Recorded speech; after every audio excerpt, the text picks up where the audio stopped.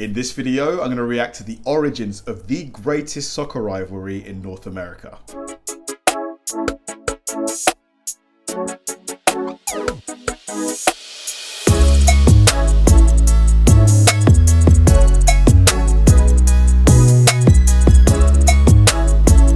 Hi guys, and welcome to another episode of Kabir Considers. This is the place where I react to music, media, sports, anime, anything related to popular culture.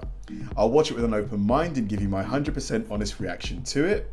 And if you could please hit that like button early, I'd really appreciate it. Now, this is going to be a lot of fun for me just because honestly, I have been thoroughly enjoying watching, learning, reacting to the MLS. And not just the MLS, but football, soccer in America. The game has just come so far over the space of like 10 years. It's just incredible to see. I reacted to the USA versus Mexico, the CONCACAF final. This was about maybe a week ago, and man, like as soon as I finished watching the highlights, I just had to watch the whole game, and it just had everything. It had technical ability, it had drama, it had crazy fans, it had crazy managers. It was just an awesome game. And other than that, I reacted to the MLS penalty that defied physics. This was between Kansas and Portland, and just the atmosphere. The atmosphere was insane. It had to be at least 40,000 fans, 40,000 loud, energetic fans. The game has just come such a long way in America. I'm really happy to see it. I thoroughly believe within the next 10 years, you're going to be approaching the level of the Premier League. I pretty much can guarantee that. So when I was recommended this video, I knew I had to put it high on the list. It's going to be something that I'm personally going to take a lot of enjoyment from. So let's go. This is going to be me reacting to the origins of the greatest soccer rivalry in North America. Let's do it. It's bar none the greatest soccer rivalry in North America. Fights, oh yeah, fouls, all the chirping, all the goals. Oh, what a finish. The intensity of the environment. Sandwiches thrown under our bus as we're driving up the stadium, the finger gesture. I have to say, the cutting of the plank of wood, I believe that's a Portland tradition, is awesome. I love it. Every time they score a goal, right, I love that. You know, all that sort of stuff. It's bragging rights, it's rights between which is the best city. Who are going to be your players that step up for those games? That was Clint. Was it Clint Dempsey? I think that was. He used to play for was it Everton or Fulham? But yeah, he's a well-known guy here in England. I hate losing to Portland, and that's just the reality of things. Just beat Seattle. That's the only nice finish.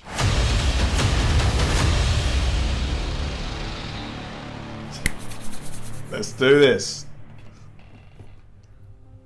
I would say in the history of Seattle, it's kind of counterculture. The city has gone through enormous changes from when I grew up here, but we always felt like we had something to prove. It's considered very laid back, very polite, but soccer can bring out the passion in you.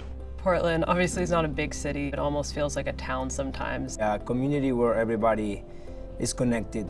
There's a sense that because of the idea of keeping Portland weird, that maybe there's some counterculture element to it. But I also think that this is a town that's very passionate about its sports, and there's not a lot of professional sports here. So you have a lot of fans of the Timbers. We have the Timbers Army, and I think everything in the country fails by comparison.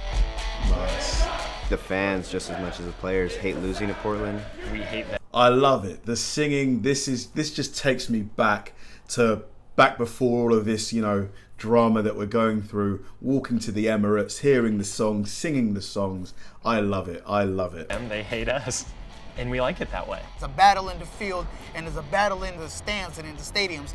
We're at a state in the league where there's a lot of rivalries brewing, but the Timbers Sounders has one thing that nothing else has.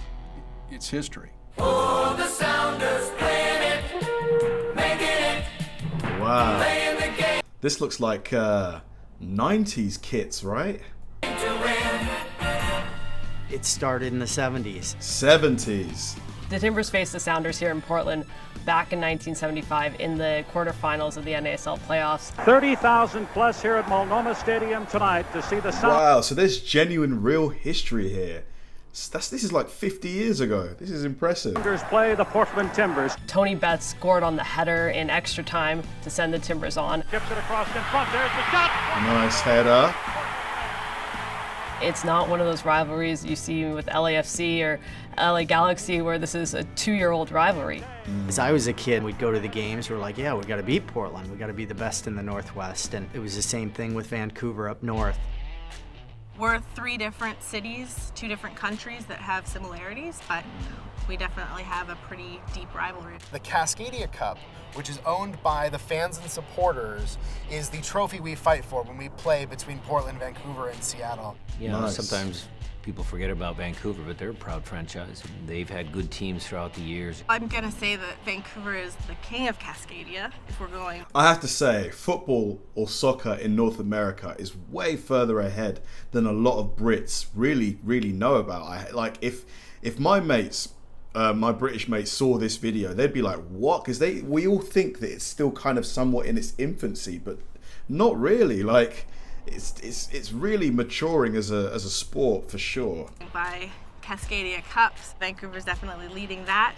There's other rivalries that have trophies throughout the league, I get it, but we bring the Cascadia Cup up here. There's just a fierce rivalry up and down the I-5 corridor.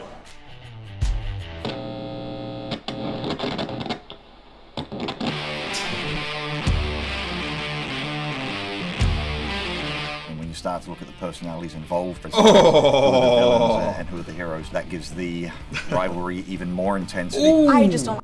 That finish was beautiful. That is not easy to do. The angle. Like Clint Dempsey. Dempsey has been given a red card as well, has he? Chara always competing and fighting and getting little kicks in. Ozzy Alonso was more a villain for me. Will Johnson, just the way he played, it seemed dirty. Roger Levesque.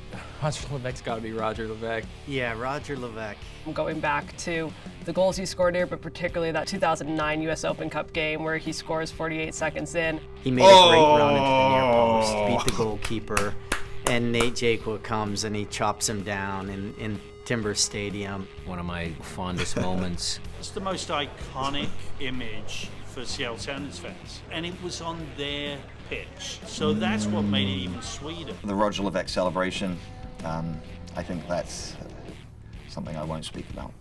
But after that, interestingly, it's not players. Caleb Porter, the coach that whines constantly with the most punchable face in the history of the MLS. The most punchable. That's hilarious. I think it really annoyed us that he's the coach that got him the MLS Cup.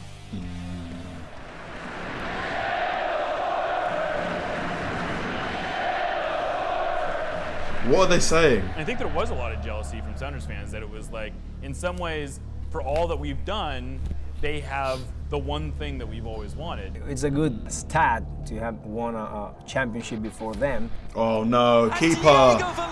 Keeper, you've got to do better there.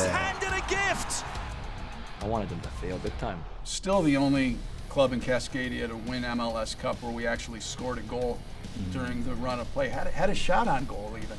It's a first for the Timbers, a first for the Pacific Northwest. The Portland Timbers win MLS Cup 2015. Nice. It's sad that it's going to be so many years before they'll realize that again. Obviously, we won the MLS Cup first, so that's something that we will always hang our hat on. And yeah, they've got that forever. Unfortunately, that's it. You got it first. We were surprised when Seattle followed. When the Timbers won the year before, they had something they could hold over us. It gave us motivation. I didn't want to be sidelined, hoping for the opponent to prevent our rivals from lifting a trophy. Now the cross out to Oh, what a save! The save, the moment, everything. I think they showed the save behind me on the big screen. That is fingertips right there. We are talking the finest of margins, like less than an inch. And the whole stadium did a little so I figured I did something right. against Stephen Fry.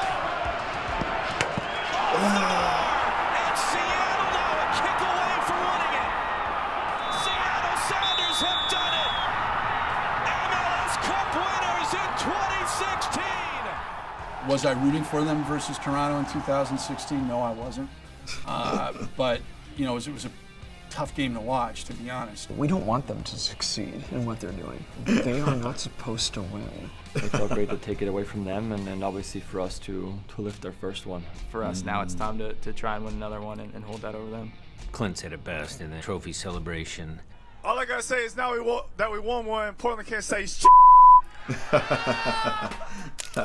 My favorite moments probably are the ones that we eliminated them in playoff. A win for your team is always going to be a really special thing. A win against the team that you absolutely hate, it's just like 1,000 times better. Of course. 2018 playoff series with Seattle, it's something that I'd be surprised if they nice answered this chip. question. Yeah, 2018 playoffs. Blanco! He's done it! Ooh. Sebastian Blanco for Portland! The second leg of the 2018 series might be Oh, the man. best playoff game I've seen in Major League Soccer since 2011. It is not by accident that this team had Roger Levesque lead the players out.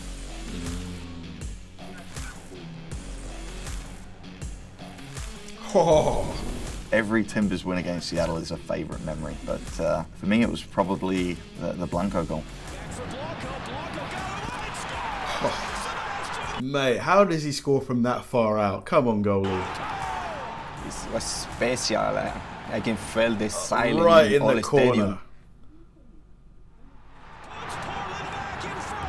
It just was unrelenting.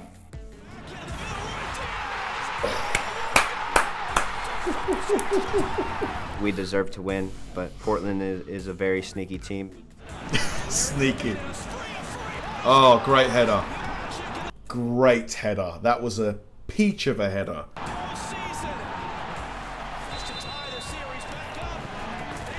Good finish, good pen. Some of the Portland players think they've won. They're celebrating right now. Look at Valentine tell Blanco, no.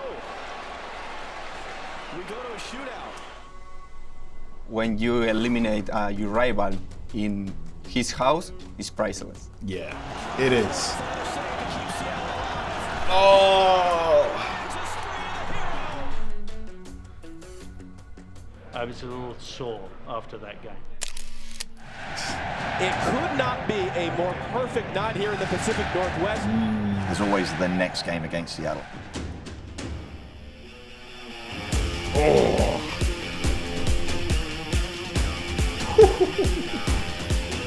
These challenges, these tackles are full-bodied as well. These guys are going in hard. He's going to shoot. It's off the bar. Fernandez scores on the rebound. Great rebound. Kimke, he knocked it away. Valerian Blanco. That was a horrible tackle. That was a scissors just tried to chop him down. Torres being held back. Oh, here we go. As nasty and ill-tempered as you would have hoped. Yeah. I'm not sure if you can overhype this rivalry. The passion you see from the fans on both sides is incredible. You see the fight that the players give in every single game, but like it feels like when they play Seattle, they're warriors. It goes you think higher. Normal games are loud and rowdy. It's a whole nother level. When people talk about MLS, Seattle-Portland rivalry is always mentioned. It's gone through some transformations, but the root of it is, you know, it's still city against city, club against club. That will always be there. To me, the rivalry is most fun when both teams are really good and you're competing in the playoffs, and hopefully that's a level we can sustain and have many more great playoff games in Seattle and where we continue to beat them. You enjoy the highs. I love how he had to slip that little dig in at the end there. Where we continue to beat them. That was awesome. You got to be competitive. You know, you want to beat your rivals. That's how it is. You hate the lows, and hopefully we have more highs than lows. I think the next game against Seattle is always going to be the biggest. Yeah, this was awesome. Awesome.